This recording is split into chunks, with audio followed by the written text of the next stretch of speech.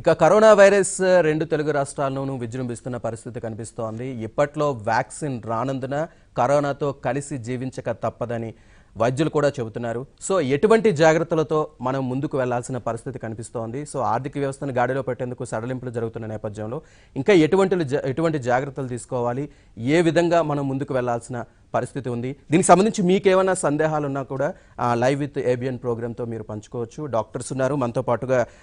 Endocrinologist doctor Alapati లక్ష్మీరావణ్య గారు స్టూడియోలో ఉన్నారు. అలాగే నెఫ్రాలజిస్ట్ డాక్టర్ రవిరాజు గారు కూడా మనకి అందుబాటులో ఉన్నారు లైవ్లో. సో ఇద్దరు డాక్టర్స్ ఉన్నారు కాబట్టి మీకు ఏమైనా సందేహాలు ఉంటే కనుక తప్పకుండా ఏబిఎన్కి కాల్ చేయొచ్చు, మీ సందేహాలను నివృత్తి చేసుకోవచ్చు.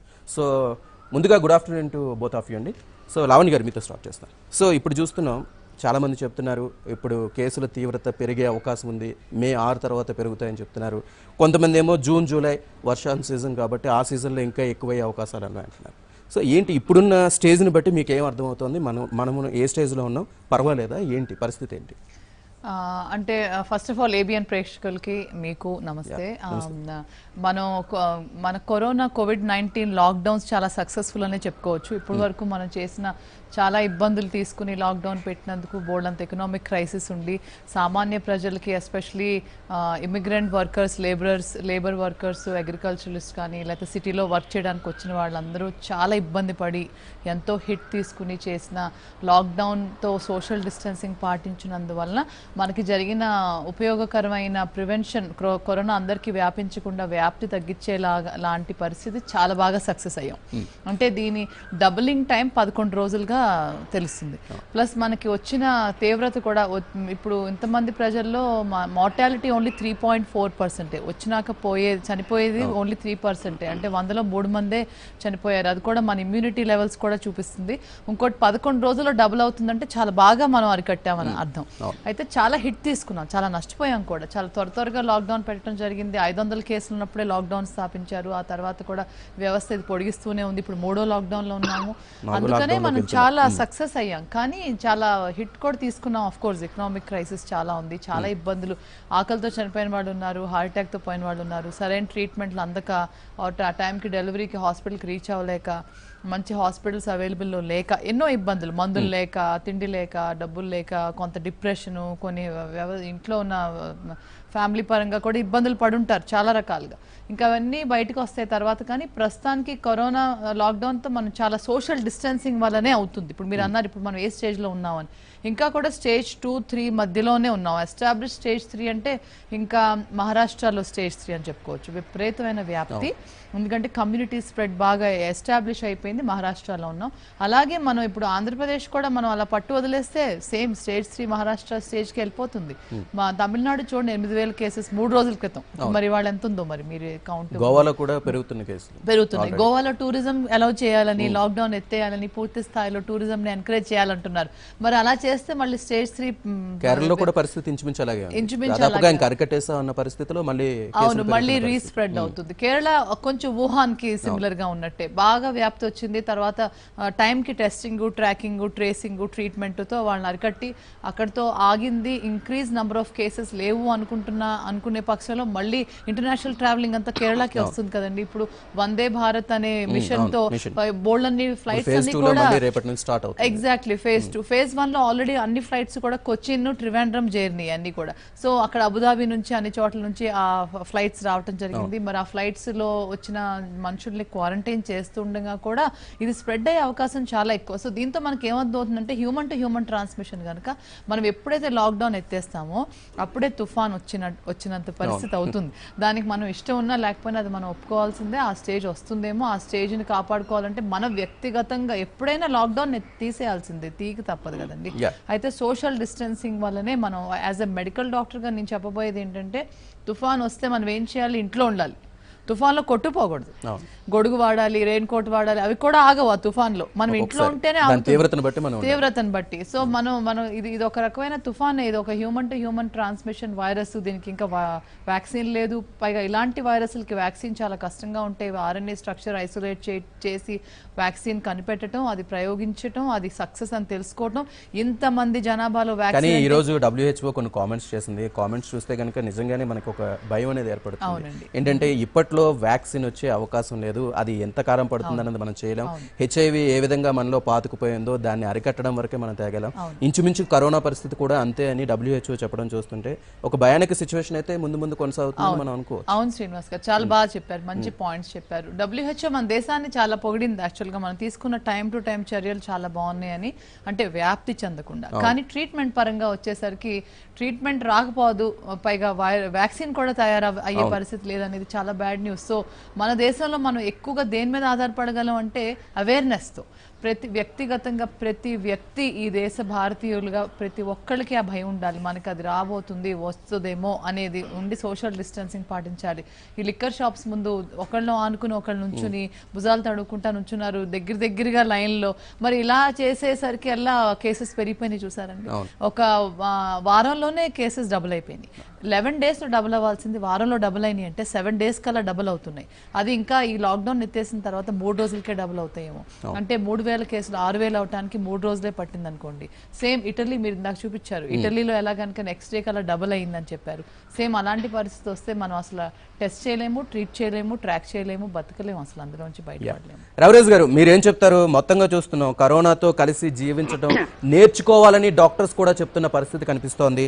సో కొత్త జీవన విధానంలో జీవించడానికి అలవాటు పడాలని చాలా మంది చెప్తున్నారు. సో ఆ కొత్త జీవన విధానం ఏ విధంగా ఉండాలంటారు? నమస్తే అండి. మీకు ABN ఆంధ్రజ్యోతి టీవీ వాళ్ళందరికీ కూడా నా నమస్కారాలు. అంటే కరోనా వైరస్ దీని స్ప్రెడ్ దీని గురించి కొన్ని ముఖ్యమైన విషయాలు చెప్తాను. అంటే దీంతో సహజీవనం చేయాలి అని చెప్పడం అందరూ చెప్తున్న విషయమే.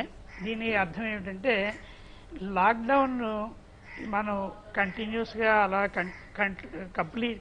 కంటిన్యూస్ లాక్డౌన్ అన్నది మనం అలా చేస్తూ పోలేం. ఇది అందరికీ తెలుసున్న విషయం, ఇందులో పెద్ద కొత్త విషయం ఏం లేదు.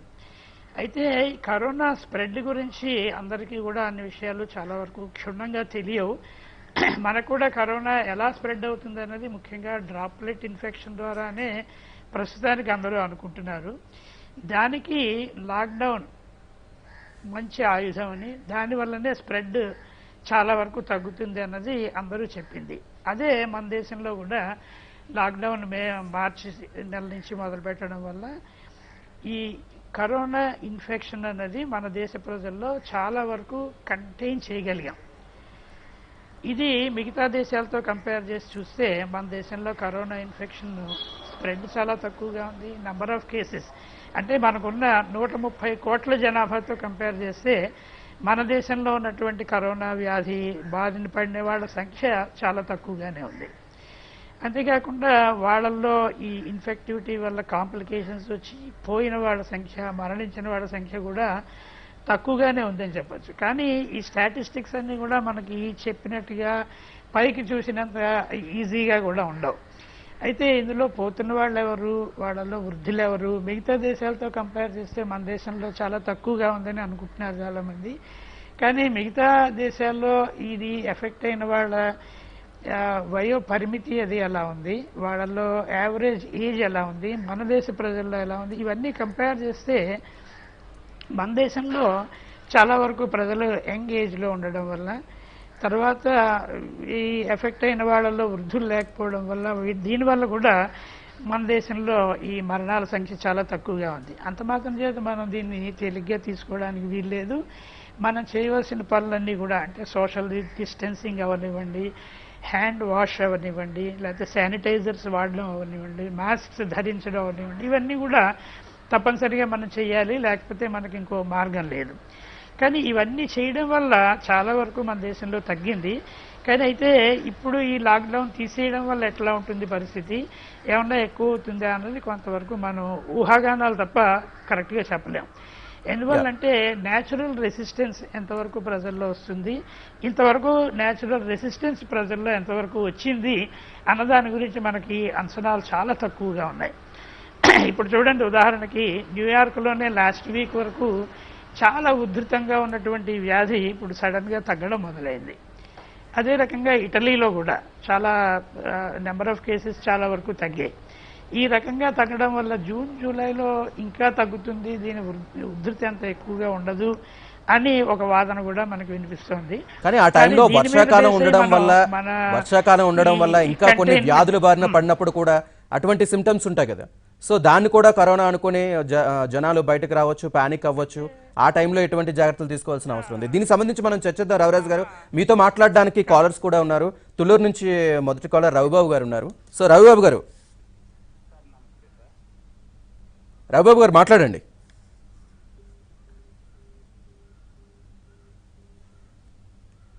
హలో శర్మ గారు, మరో కాలర్ ఉన్నారు. శర్మ గారు డాక్టర్ గారు, యా ఇప్పుడు ఈ కరోనాకి మందు ఎవరు ఎందుకు కనిపించలేకపోతున్నారు సార్? కొత్తగా కనిపించాలా మందు ఏమైనా? హలో యా అంటే శర్మ గారు ఒక్క నిమిషం. కరోనాకి మందు అని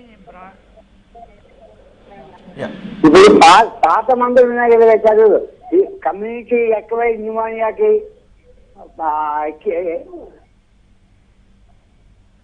యా రైట్ శర్మ గారు, మీరు టీవీ వాల్యూమ్ తగ్గించి మీ క్వశ్చన్ అడిగితే ఇంకా క్లియర్గా ఉంటుంది. రైట్ రవిరాజ్ గారు, ఎందుకు మందు కనిపెట్టలేకపోతున్నారు అనేది శర్మ గారి క్వశ్చన్. చెప్తా. శర్మ గారి ఆవేదన నాకు అర్థమైంది. చాలా వ్యాధులకి మందులు తొందరగా అంటే రెండు రకాలుగా ఉంటాయి. ఇంతవరకు ఆల్రెడీ ఎగ్జిస్టింగ్ మెడిసిన్ ఏదైనా దీనికి పనిచేస్తుందా అన్నది చాలా మంది చూస్తున్నారు. ఒకవేళ ఇంతవరకు ఉన్న మందు ఏదైనా కానీ దీనికి పనిచేయడం జరిగితే దాన్ని అప్పట్లో చెప్పారు కదా, హైడ్రాక్సీ క్లోరోక్విన్ ఇవి వాడితే చాలా వరకు తగ్గుతుందని. ఉంటుంది ఆ దిశలోనే హైడ్రాక్సీ క్లోరోక్విన్ అయి ఉండొచ్చు, లేదా ఇంకా కొన్ని మందులు ఇప్పుడు ఉపయోగంలోకి వస్తున్నాయి, కొన్ని యాంటీవైరల్ మెడిసిన్స్ ఇవన్నీ కూడా.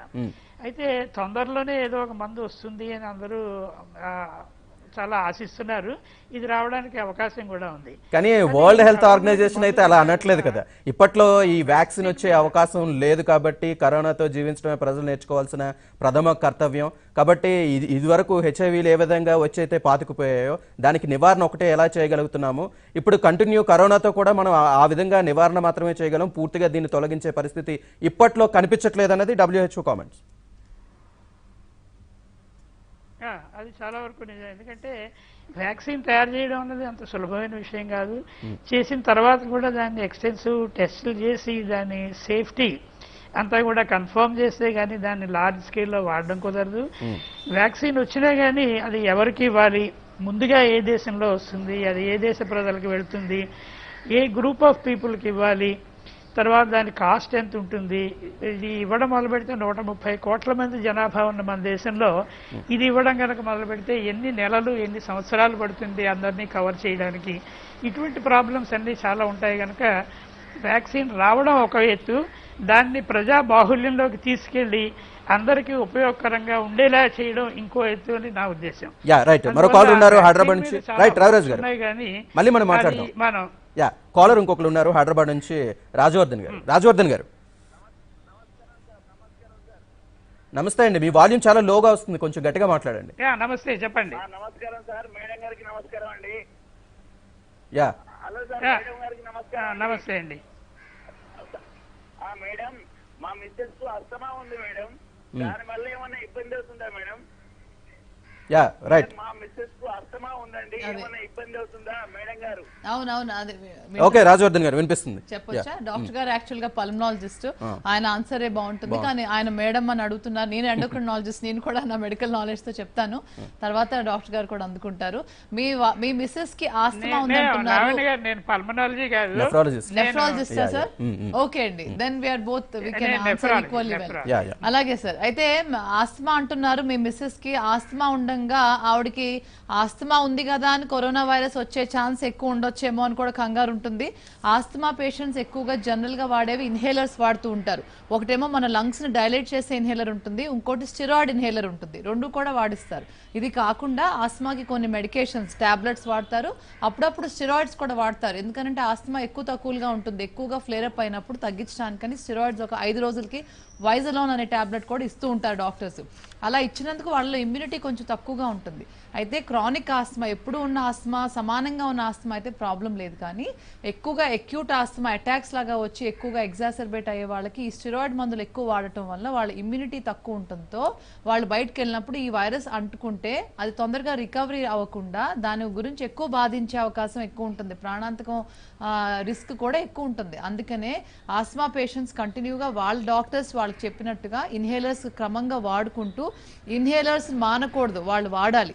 పైగా కొన్ని మాస్క్స్తో వాళ్ళకి ఇంకా అలర్జిక్ రియాక్షన్ వచ్చే అవకాశం ఎక్కువగా ఉంటుంది. కనుక ఆస్మా పేషెంట్స్ మాస్క్స్ వాళ్ళకి ఎలర్జీ లేని పదార్థం అంటే ఇంట్లోనే తయారు చేసిన కాటన్ రుమాల్ కానీ ఏదైనా కాటన్ మెత్తటి వస్తువుతో తయారు చేసుకుని వాళ్ళు ఇంట్లోనే మంచిగా వాష్ చేసి ఎండబెట్టుకుని అది మళ్ళీ వాడుకునేటట్టుగా ఉండాలి. కొన్ని పదార్థాలు వాళ్ళకి ఎలర్జిక్గా ఉంటాయి కనుక బయట స్మోక్లోకి, ఎక్సర్సైజ్ పరంగా కొన్ని పదార్థాల జోలికి వెళ్ళకూడదు. ఆస్తమా అటాక్ రాకుండా చూసుకోవాలి. ఎందుకంటే వాళ్ళకి తెలుస్తుంది వ్యక్తిగతంగా కొన్ని వ్యవహారాలతో ఆస్తమా అటాక్ ఎక్కువ జరుగుతుంది అని. అది మనం ప్రివెంట్ చేసుకోవాలి. రోజు దినచర్యగా డాక్టర్ గారు ఇచ్చిన ప్రిస్క్రిప్షన్ ప్రకారంగా ఉన్న ఇన్హేలర్స్, టాబ్లెట్స్ క్రమంగా వాడుకుంటూనే ఈ కరోనా వైరస్ సాకుండా ఉండాలంటే మనం బయట social distancing, hand hygiene, masks maintain చేస్తూ రానివ్వకుండా చూసుకోవాలి. వచ్చిందంటే ఆస్తమా పేషెంట్స్కి ఇంకా కొంత ఎక్కువ తీవ్రతగా వస్తుంది. పైగా ఆస్తమానా కోవిడ్-19 అర్థం కాని పరిస్థితి జరుగుతుంది కనుక రెండు ఒకేలాగా ఉంటాయి కాబట్టి టెస్టింగ్ చేయకుండా మనం పూర్తిగా నిర్ధారించలేము. ఆస్తమా పేషెంట్స్కి కొత్తగా ఫీవర్ కానీ ఇంకా ఎక్కువగా చిల్స్ అంటే ఒళ్ళు చలుపులాగా, చిల్స్ లాగా అంటే వణుకులాగా వచ్చి ఫీవర్ వచ్చి ఇంకా మనకి ఊపిరి తీసుకోవడంలో ఇబ్బందిగా ఉండి మామూలుగా వచ్చిన ఆస్తమా అటాక్కి ఇప్పుడున్న పరిస్థితికి కొంచెమైనా తేడా గమనించినట్లయితే మీరు దగ్గరలో ఉన్న మెడికల్ డాక్టర్ని సంప్రదించి అక్కడ కోవిడ్-19 టెస్ట్ కోసం మీరు అడగొచ్చు. మీరు అడిగితే వాళ్ళు దానికి ఏర్పాటు చేసి ఆ టెస్ట్ చేస్తారు. ఆ టెస్ట్ నెగిటివ్ వస్తే మీరు పీస్ఫుల్గా ఉండొచ్చు, కానీ టెస్ట్ చేసుకోవటం బెటర్ అని నా సలహా. రైట్. మరో కాల్ ఉన్నారు బెంగళూరు నుంచి, శేఖర్ గారు. శేఖర్ గారు సార్ నమస్కారం సార్. నమస్తే. మీ డౌట్ ఏంటో అడగండి సార్. మేడం గారికి, డాక్టర్ గారికి నమస్కారం సార్. శేఖర్ గారు మీ టీవీ వాల్యూమ్ మ్యూట్ లో పెట్టి మీ క్వశ్చన్ అడగండి.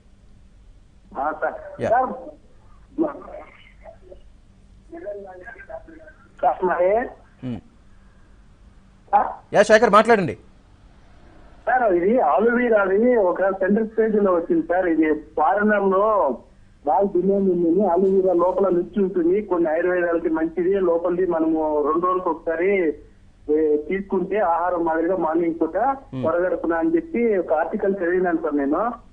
ఏంటి, కరోనా వైరస్ రాకుండా ఉండడం కోసమా ఆలోవెరా మధ్యలో? ఇది 5 years ముందు నుంచి నేను ఆల్రెడీ దీన్ని మామూలుగా చేస్తున్నాను. దానివల్ల ఏమన్నా మంచి ఉంటుందా లేకపోతే చెడు ఉంటుందా అడుగుతామని. ఓకే, రైట్ శేఖర్ గారు.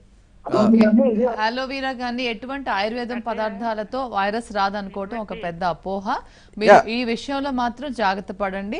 ఇలాంటి న్యూస్ ఎవరన్నా మీకు చెప్పినా, మీకు తెలిసినవే ఉన్నా, మీకు నమ్మకమైన కొన్ని ఆయుర్వేదం ట్రీట్మెంట్స్ కానీ చిట్కాలు కానీ ఉంటే అవి మామూలుగా పాటించుకోండి. అవి మీకు అందుకు హెల్ప్ చేస్తాయేమో మీ నాలెడ్జ్ ప్రకారంగా. కానీ కరోనా వైరస్ రావాలంటే ఇంకొక వ్యక్తికి కరోనా వైరస్ ఉంటే వాళ్ళ నుంచి వచ్చే తుప్పర్లు కానీ ముట్టుకున్నందుకు కాంటాక్ట్ ద్వారా మీకు వస్తుంది కనుక దాన్ని మనం ఆపలేం. వచ్చిన కరోనా వైరస్ గట్టిగా మీ బాడీని బాధించకుండా తొందరగా రికవర్ అవడానికి మీ ఇన్హెరెంట్ ఇమ్యూనిటీ పనిచేస్తుంది. ఈ ఇమ్యూనిటీని పెంచుకునే ఎన్నో చిట్కాలు మీరు రోజు చేసేవి, ఎక్సర్సైజ్ కానివ్వండి, మంచి ఫుడ్ కానివ్వండి, డైట్ కానివ్వండి, మీ స్లీప్ ప్యాటర్న్, మీ స్ట్రెస్ ప్యాటర్న్ అన్నీ కూడా మంచి కంట్రోల్లో ఉండి good life style and happy person అయితే డెఫినెట్గా మీరు ఇమ్యూనిటీ బాగుంటుంది, మీరు త్వరగా రికవర్ అవుతారు. కానీ మీరు వాడే ఆయుర్వేదం, అలోవెరా పదార్థాలతో కరోనా వైరస్ రాదనేది మాత్రం అపోహ. అది మాత్రం మైండ్లోంచి తీసేయాలి. రవిరాజ్ గారు, సో కొంతమంది డాక్టర్స్ చెబుతున్నారు ఇప్పుడున్న భారతదేశంలో ఇప్పుడున్న పీక్ స్టేజ్ కి దాటి ఇంకా ఏమీ ఉండదు కాబట్టి డెత్ రేట్ కూడా చాలా తక్కువగా ఉంటుంది, కేసులు తీవ్రత ఇంతకంటే మించి ఏమి ఉంటుందని మనం అనుకోలేము అని కొంతమంది అంటున్నారు. అది వాస్తవం అనుకోవచ్చా? ఇదే పీక్ స్టేజ్ అని చెప్తున్నారు. అంటే ఇది వాస్తవం అనుకోవచ్చా లేదా అన్నది ఇవన్నీ కూడా ఊహాగానాలు, ఊహాజనితమైనటువంటి ఇవే తప్ప దీనికి ఫార్మ్ బేసిస్ కానీ ఎవిడెన్స్ కానీ ఏమీ లేదండి. ఇప్పుడు మన దేశంలో ప్యాటర్న్ చూస్తే అంటే లాస్ట్ 2-3 monthsలోనూ ఏ రకంగా పెరుగుతున్నాయి, లాక్డౌన్ వల్ల ఏ రకంగా కంట్రోల్ అయింది, ఇప్పుడు ఫ్యూచర్లో ఏ రకంగా ఇంక్రీజ్ అవుతాయి అన్న దాని గురించి మ్యాథమెటికల్ మోడల్స్, రకరకాల అనాలిసిస్, ఎస్టిమేట్స్ చేశారు. కానీ అవన్నీ ఎంతవరకు కరెక్ట్ అవుతాయన్నది మనం చెప్పలేము. ఉదాహరణకు చూడండి, వుహాన్లో కంప్లీట్గా కంట్రోల్ అయిపోయిందన్నారు, మళ్ళీ కొద్దిగా రావడం జరుగుతుంది. ఇవన్నీ మనకి ఎప్పుడు తెలుస్తాయంటే వైరస్, దాని స్ప్రెడ్, దాని ఇన్ఫెక్టివిటీ, తర్వాత మన ప్రజల్లో ప్రజా బాహుళ్యంలో అందరికీ వచ్చే ఇమ్యూనిటీ, వీటి గురించి మనకి సరి అయిన పరిశోధనలు జరిగి అవగాహన ఉంటే తప్ప ఎట్లా ఉంటుంది అన్నది మనం వేచి చూడడం కనుక చెప్పలేం. కానీ బ్రాడ్గా చూస్తే ఎట్లా ఉందంటే మన దేశంలో ఇంతకంటే తీవ్రత పెరిగేలా లేదు, పెరిగినా కూడా డెత్ రేట్ కూడా ఎక్కువగా వచ్చేలా లేదు జనరల్గా మనం చూస్తుంటే. కానీ 1-2 రాష్ట్రాల్లో చూస్తున్న పరిస్థితి చూస్తే కొంత సందేహాలు కలుగుతున్నాయి. ఉదాహరణకి మహారాష్ట్ర, బాంబే నగరంలో అయితే ఏమిటి, మహారాష్ట్ర స్టేట్లో అయితే ఏమిటి, సడన్గా కేసెస్ ఎక్కువ అవడం, డెత్ రేట్ చాలా ఎక్కువగా ఉండడం. ఇంకో ఉదాహరణ ఏంటంటే గుజరాత్, అక్కడ సుమారుగా 10% డెత్ రేట్ ఉంది. సో ఈ రకంగా చూస్తే కొన్ని రాష్ట్రాల్లో ఎందుకు ఈ రకంగా ఉంది, మిగతా రాష్ట్రాలతో కంపేర్ చేస్తే ఇక్కడ ఎక్కువ ఎందుకు ఉంది, తర్వాత స్ప్రెడ్ కూడా చాలా ఫాస్ట్గా ఎందుకు ఎక్కువ అవుతుంది అన్నది అనేక ఇతర కారణాల వల్ల కూడా ఉండడానికి అవకాశం ఉంటుంది. కనుక మన దేశంలో ఎట్లా ఉంటుంది అన్నది మనం కరెక్ట్గా చెప్పలేము. కానీ మొత్తం మీద నెక్స్ట్ 2-3 మంత్స్లోనూ ఇది తగ్గుతుంది, ఇంతకంటే తీవ్రత పెరగదు అనడానికి ఎక్కువ అవకాశాలు కనిపిస్తున్నాయి. దాని అంతటికీ కారణం ఏంటంటే మనం ఎర్లీ స్టేజ్ లోనే లాక్డౌన్ మొదలు పెట్టడం వల్ల. ఓకే రైట్, మనతో మరో కాల్ ఉన్నారని మాట్లాడడానికి రవిరాజ్ గారు, ఒక నిమిషం. కుమార్ శర్మ గారు ఉన్నారు. కుమార్ శర్మ గారు, కుమార్ శర్మ గారు మీ డౌట్ ఏంటో. మన భారతదేశంలో 130 కోట్ల జనాభా కాను ఇక్కడ ప్రపంచంతో పోలిస్తే మనకు తక్కువ కరోనా వ్యాప్తి ఉందంటూ ఉన్నారు. శర్మ గారు మీ టీవీ వాళ్ళు మ్యూట్ లో పెట్టరా దయచేసి, నేరుగా మాట్లాడండి. కానీ ఇక్కడ మనకు చూస్తే రోజు రోజుకు విచ్చలవిడిగా పెరుగుతూ ఉన్నాయి. ఇప్పట్లో ప్రభుత్వం లాక్డౌన్ తీసేస్తే మన వాళ్ళు సోషల్ డిస్టెన్స్ కూడా మెయింటైన్ చేయడం లేదు. పరిస్థితి ఎలా ఉంటుంది కాస్త వివరిస్తారా? ఆరోగ్యపరంగా మనం ఎంత ఇబ్బంది పడతామో. రైట్ శర్మ గారు. అది తప్పదండి. అంటే సోషల్ డిస్టెన్సింగ్ అవనివ్వండి, తర్వాత హ్యాండ్ హైజీన్ అవని, ఇవన్నీ ప్రజల్లో బాగా అవేర్నెస్ క్రియేట్ చేయాలి మనం. ప్రజల్లో అవేర్నెస్ లేకపోతే దీనివల్ల ఏ విధమైన మనకు బెనిఫిట్ కనిపించదు. లాక్డౌన్ అన్నది మనం కంటిన్యూస్గా చాలా సంవత్సరాల పాటు చేయలేం కనుక ఇది మన జీవన విధానంలో కలిసిపోవాలన్నమాట. మనం ఎలాగా ఫ్యూచర్లో లైఫ్ స్టైల్ అన్నది తొందరగా మార్చుకోవడం, తర్వాత మన లైఫ్ స్టైల్ ఎటువంటి మార్పులు రావాలంటారు? ఇప్పుడు కంటిన్యూగా మాస్కులు ఒకటి ధరించాలన్నది, పలకరింపులో మార్పు రావాలంటున్నారు. ఈ ఏదైతే షాపింగ్ చేస్తున్నావో ఆ షాపింగ్ లో మార్పు రావాలంటున్నారు. ముఖ్యంగా ఏదైతే మనం ఏవి మనం స్ట్రీట్ ఫుడ్స్ ఏవైతే యూజ్ చేస్తామో అవి యూజ్ చేయకుండా ఉండాలని చాలా మంది చెప్తున్నారు. స్నేహితులతో ఈ పిచ్చపాటి ఏవైతే మాట్లాడుకుంటున్నారో వాటికి దూరంగా ఉండాలంటున్నారు. ఇవన్నీ మార్చుకుంటూ వెళ్ళాలంటే మొత్తం లైఫ్ సైకిలే మార్చుకోవాల్సిన అవసరం ఉంది కదా. సో వాటినన్నింటినీ దూరం చేసుకుంటూ ఏ విధంగా ముందుకు వెళ్లాల్సిన అవసరం ఉందండి? మరీ అంతగా మార్చవలసిన అవసరం. ఉదాహరణకి ఫుడ్ ద్వారా ఇది ట్రాన్స్మిట్ అవుతుందని ఎవరు చెప్పలేదు. ఇది హ్యాండ్ హైజీన్ ఇంపార్టెంట్, కానీ ఫుడ్ కంటామినేషన్ వల్ల ఇది వైరస్ పెరుగుతుందని మనకి ఇంతవరకు ఏ పరిశోధనలోనూ తేలలేదు. లైఫ్ స్టైల్ చాలా వరకు మార్చుకోవడం అనేది ఇది కొన్ని సంవత్సరాల పాటు ఉండదు. నా ఉద్దేశ ప్రకారం ఈ ఏడాది చివరి వరకు ఇటువంటి జాగ్రత్తలు మనం చాలా బాగా తీసుకుంటే కేసెస్, ఇన్ఫెక్టివిటీ ఇవన్నీ బాగా తగ్గుతాయి. కనుక తర్వాత పరిస్థితులు మారిన తర్వాత మామూలు నార్మల్ లైఫ్ స్టైల్లోకి, జీవన విధానంలోకి వెళ్ళొచ్చని నా firm belief. Right right Raviraj గారు ఒక నిమిషం, లావణ్య గారు ఒపీనియన్ కూడా తీసుకుందాం ఒకసారి. రవిరాజ్ గారు ఒక నిమిషం, లావణ్య గారు మీరేం చెప్తారు?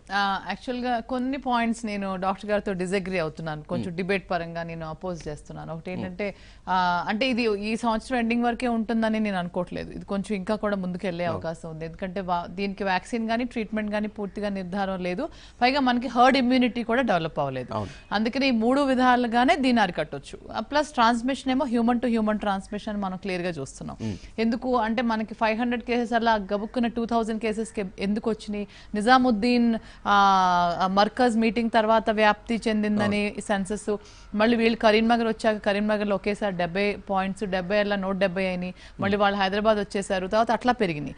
అయితే వాళ్ళలో తమిళనాడులో ఎంత 100 కేసెస్ అలా సడన్ గా 1000 కేసెస్. ఆ 1000 మెంబర్స్ కూడా నిజాముద్దీన్ మర్కజ్ నుంచి వచ్చిన వాళ్ళే అని తెలిసింది. అంటే మనకి ఏం తెలిసింది?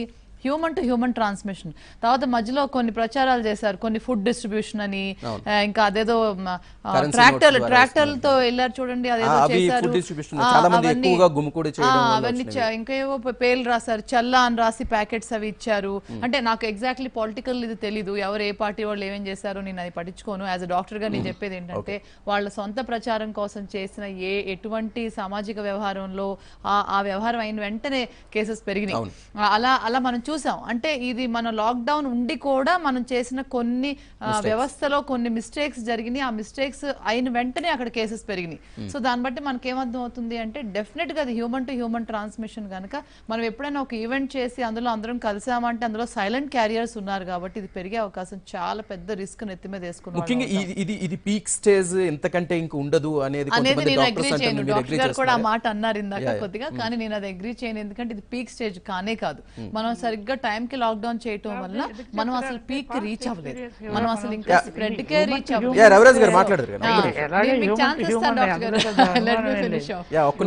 సో అదేంటంటే అది పీక్ కి మనం రీచ్ అవ్వలేదు. నేను అనుకోవటం అయితే మనం అక్కడి నుంచి ఇంకొక హ్యూమన్ బీయింగ్ కి వెళ్ళడం, this all human to human. కానీ మనం ఇదివరకు ఇన్ఫెక్షన్ చూస్తే, ఫర్ ఎగ్జాంపుల్ ఎపిడమిక్ ఫ్లూ, ఈ తర్వాత ఈ ఎపిడమిక్ ఫ్లూ వచ్చినప్పుడు ఇది వరకు కూడా అనేక కోట్ల మంది ప్రజలు చచ్చిపోయారు. అయినప్పటికీ న్యాచురల్ గా అది ఆ డిసీజ్ డై డౌన్ అయిపోతుంది తప్ప అలా కంటిన్యూస్ గా డికేడ్స్ టుగెదర్ ఏ వ్యాధి కూడా ప్రజల్లో ఉండదు. ఉంటుంది, ఉండదని కాదు, కానీ దానివల్ల ఇంత ఉధృతం ఉండదు, ప్రజల్లో ఇంత డెత్ రేట్ ఉండదు. ఇది తగ్గుతుంది అని చెప్పడంలో నా ఉద్దేశం ఏంటంటే చెప్తున్నట్టుగా ఈ హెర్డ్ ఇమ్యూనిటీ అనేది మనకి రావడానికి ఇంకా ఎంత సమయం పట్టే అవకాశం ఉందంట. కానీ దానివల్ల అది కూడా మిగతా అనేక జబ్బుల్లాగా ఇప్పుడు H1N1 ఇన్ఫెక్షన్ వస్తుంది, అది పోలేదు. మేము 2010లో నేను డిఎంఈగా ఉన్నప్పుడు హైదరాబాద్లో అక్కడ చాలా ఉధృతంగా H1N1 వచ్చింది. ఇప్పుడు ఏ రకంగా మనం ప్రచారం చేసామో, అంటే హ్యాండ్ హైజీన్ విషయంలో, సోషల్ డిస్టెన్సింగ్ విషయంలో ఎంతో ఐఈసీ మెటీరియల్ తయారు చేసి మొత్తం స్టేట్ అంతా డిస్ట్రిబ్యూట్ చేస్తూ ఉండేవాళ్ళం. ఒక 6 months అయ్యేసరికి కంప్లీట్గా అది తగ్గిపోయింది. సో అప్పుడు అది ఎపిడమిక్గా వచ్చింది, ఇప్పుడున్న డిసీజ్ పాండమిక్గా వచ్చింది. అందువల్ల దీని ఉధృతం ఎక్కువగా ఉంది. దానికి దీనికి మనం పూర్తిగా కంపేర్ చేయలేకపోయినా కొంతవరకు దాన్ని చేయొచ్చు. ఇప్పుడు మనం అనేక మందికి న్యూమోనియా వచ్చిన వాళ్ళందరికీ కూడా H1N1 చెక్ చేస్తున్నాం. అలాగే ఇది కూడా కరోనా వైరస్ కూడా అవుతుంది. ఒక సుమారుగా 6 నెలలు 8 నెలలు అయ్యే టైంకి మనం డిసీజ్ ఉంటుంది, డిసీజ్ చెక్ చేయవలసిన అవసరం ఉంటుంది. ఆ టెస్టింగ్ మెథడ్స్ మనకు